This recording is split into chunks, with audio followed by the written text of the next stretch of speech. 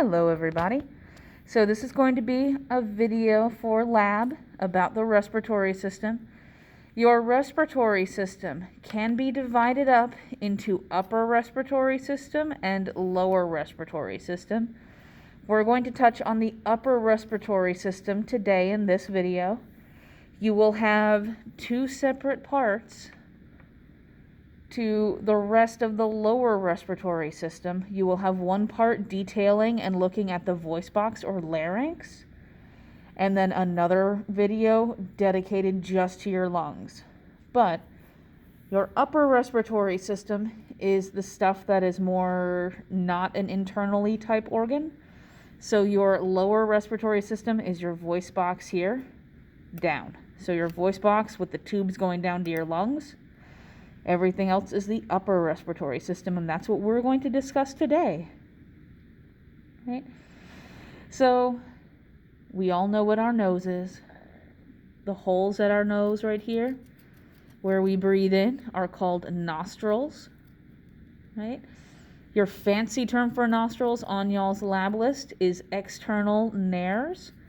Both of those are on your lab list. Use whichever one you are happier and more comfortable using. Right?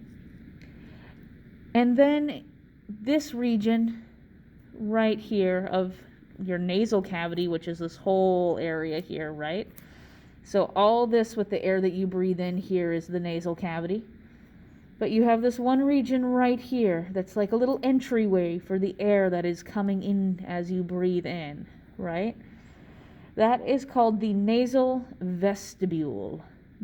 A vestibule is like a little entry hallway type thing into your house, if you've ever wondered what that room in your house is called. That seems too tiny to be a room. It's called the vestibule, right when you enter your house. So this is your nasal vestibule, right? And like I mentioned, this whole area here is your nasal cavity, right? So the job of your nose, or one of your nose's jobs, is to provide protection and catch things like dust that you may have breathed in, with hairs and mucus and other such things, but also to warm the air you are breathing so you don't breathe in frigid cold air in the middle of winter and that kind of thing. So you have these internal ridges on the inside of your nose and your nasal cavity, right? The ridges are called conches. And you have three main ones. They are named superior, middle, and inferior. So you have a superior nasal conch, an inferior nasal conch, and then a superior one, a middle one, and then an inferior nasal conch. So superior nasal conch, middle nasal conch, inferior nasal conch, right? Top, middle, bottom, superior, middle, inferior. There is also the space between each conch, or conche, however you want to think of that word to say it. The space between each of these, where the air actually goes to either warm up or cool down so your body can get at the right temperature to make your lungs happy. These spaces where the air will go are called a meatus. And just like the conches, you have three of them. You have a superior nasal meatus, a middle nasal meatus, and then a inferior nasal meatus. Right? The bottom of your nasal cavity happens to also be the roof of your mouth, right? You can see the tongue, and this is the mouth and the teeth and where you chew and all that kind of good stuff.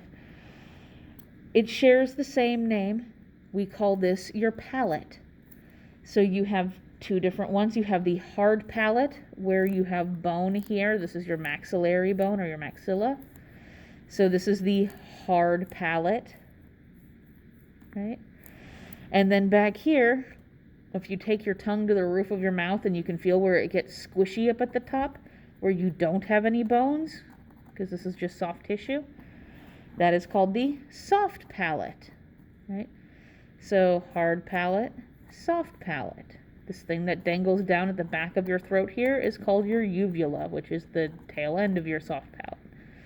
So hard palate, soft palate, right? This uvula here that I just talked about is also a little flap that closes. So like in the event that you are sick and food has to come back up from your stomach, up your esophagus so you can throw up, this uvula here is the flap that closes in the hopes that food does not end up coming up into your nasal cavity and then coming out of your nose. So this flap here attempts to prevent food and other stuff from coming up, or, you know, when you're chewing rather vigorously, backwashing up here into your nasal cavity. So that's what the uvula is here. And yes, when you open up your mouth big and wide, looking in the mirror, and you look at that thing that's dangling down in the middle of the back of your throat, that's what that is. You also have a couple of sinuses, right? You guys know you have sinus cavities. You have two of them. There's one right here that is right behind your nasal cavity. This is called your sphenoid sinus, and it is caused because of this sphenoid bone here that is creating the silica turcica, or little saddle here for your pituitary gland to sit in. So this is your sphenoid sinus. You have another sinus here called the frontal sinus. If you get a sinus infection through your nose and these fill up with like pus and other nastiness, this is when you're going to get sinus headaches and that kind of thing. This is why if you've ever gone to the doctor and they have tapped your forehead once or twice to see how this area handled the pressure in this frontal sinus, that is like a partial test to see if it's swollen or infected and that kind of thing.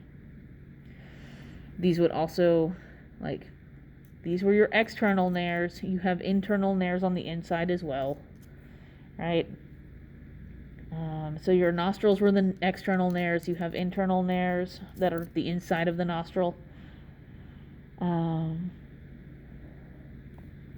then you have the 3 sets of tonsils that you guys learned about from your lymphatic system.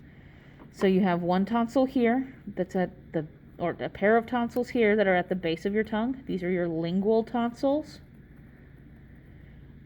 You have a pair of tonsils right here that are at the very back of your throat. They're the ones you can see if you open your mouth big and wide and you've not had them removed. They are on the left and right sides of the back of your throat. Those ones are your palatine tonsils. And then you have a pair of tonsils right up here at the corner area. That is the back corner of your nasal cavity and where your nasal cavity meets this tube that goes down. These are your pharyngeal tonsils or adenoids.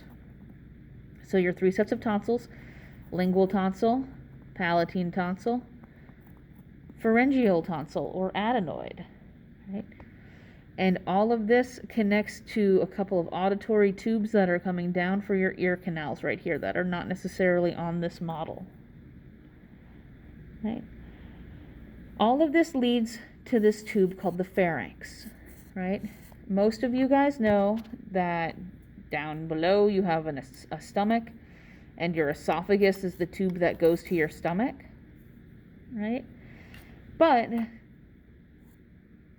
like you have a tube that goes to your lungs, that's your trachea, and there is this one part where the tube is the same before food and air needs to be split to go into different tubes to different organs for processing. The tube right here that is the same for both air and food before things separate is called your pharynx. And we can divide up your pharynx into 3 sections, right? So you have the pharynx here. The first section of the pharynx is the part of the pharynx that is right up here. It's the part that is right here behind the nasal cavity near these pharyngeal tonsils. This part of your pharynx is called your nasopharynx. Then you have another part of your pharynx down here that is behind the back of your mouth. This part of your pharynx here is called your oropharynx because it's behind your oral cavity. So oral pharynx behind oral cavity. And then you have this part of the pharynx right here, which is behind the entryway to your larynx, which is your voice box. And this part of your pharynx is called the laryngopharynx. So this is your laryngopharynx. So out of all three parts of the pharynx, which is this tube here, you have nasopharynx, oropharynx, laryngopharynx.